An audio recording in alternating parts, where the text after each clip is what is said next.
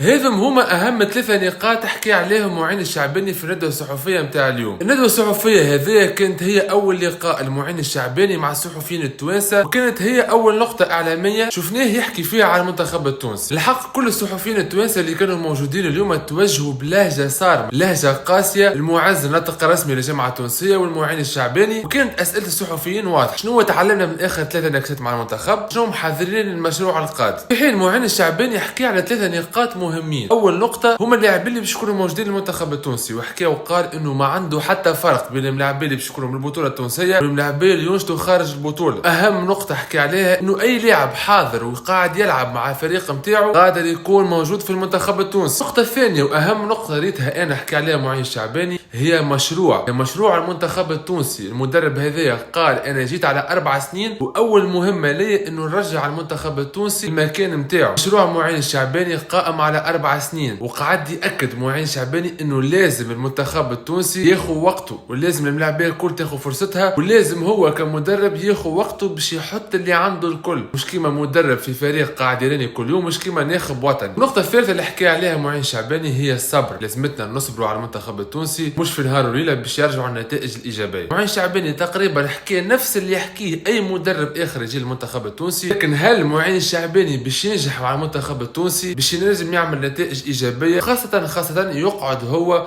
ويكمل المشروع متاعه؟ خليوا لي رايكم في التعليقات.